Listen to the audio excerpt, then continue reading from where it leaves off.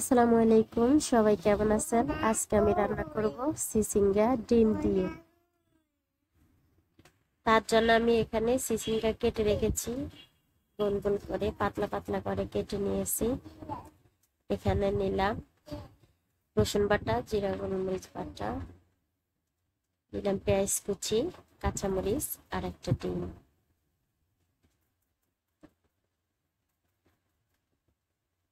আমি চুলাতে প্যান বসিয়ে দিলাম, এখন দিয়ে দিলাম তেল। আমি হাফ কাপের চেয়ে কম তেল দিয়েছি, দেখতে তো পাচ্ছেন কতটুকু দিয়েছি। আপনারা যদি একটু বেশি খান তাহলে আর একটু বেশি দিতে পারেন। তেল গরম হয়ে আসছে, এখন আমি দিয়ে দিলাম পেঁয়াজ কুচি হাফ কাপ,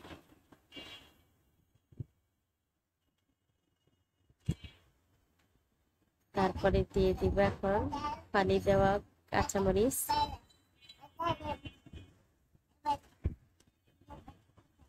আমি এখন একটু পেঁয়াজগুলোকে হালকা ভেজে নিব, লাল লাল করে ভাজবো না, হালকা 2-1 মিনিট ভেজে নিব।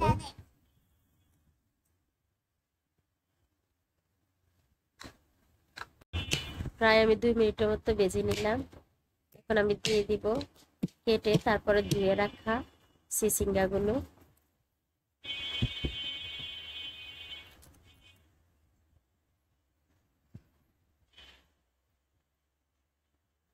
দিয়ে দিলাম, এখানে আমি 1.5 টেবিল চামচ জিরা বাটা নিছি, জিরা গোলমরিচ বাটা আর রসুন বাটা নিলাম 1 টেবিল চামচ দিয়ে দিলাম।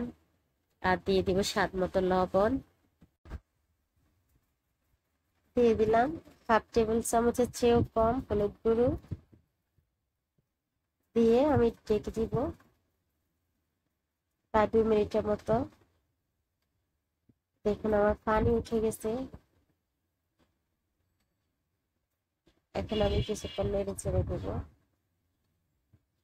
আমি এক্সট্রা কোনো পানি দিব না, এই পানি দিয়ে আমি সিদ্ধ করব।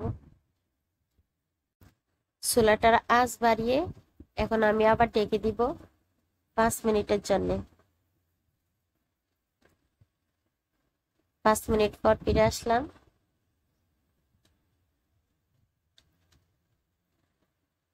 এই যে আমার পানিটা শুকিয়ে গেছে, আমি আর একটু পানি শুকাইবো, তার জন্য আমি আরো 5 মিনিটের জন্য ঢেকে দিব।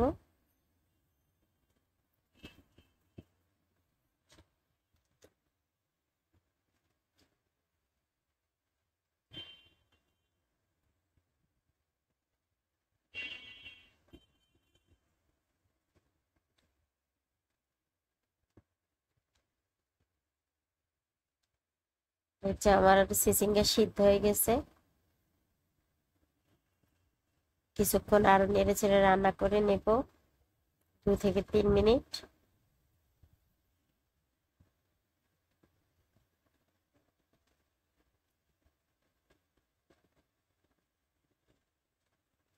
ভালোভাবে আমি পানিটা শুকিয়ে ফেলবো।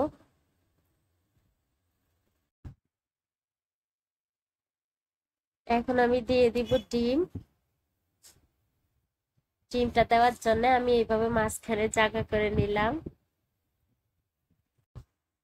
দিয়ে দিব সামান্য একটু তেল,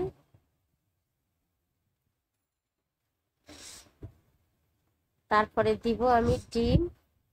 আমি একটা ডিম দিছি, আপনারা চাইলে 2টা দিতে পারেন। আর দিব সামান্য একটু লবণ, দিয়ে আমি ডিমটাকে নেড়ে ছেড়ে ভেজে নিব,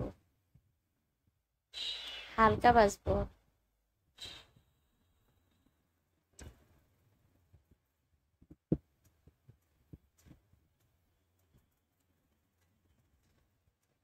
এখন আমি মিক্স করে নিয়েছি চিচিঙ্গার সাথে। এভাবে আমি রান্না করব আরো 2 মিনিট। 2 মিনিট রান্নার পরে আমি চুলাটা বন্ধ করে দেব।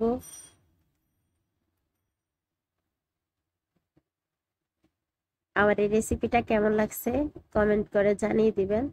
ভালো লাগলে লাইক, কমেন্ট, শেয়ার, সাবস্ক্রাইব করবেন। সবাই ভালো থাকবেন। আজ এই পর্যন্ত। আল্লাহ হাফেজ।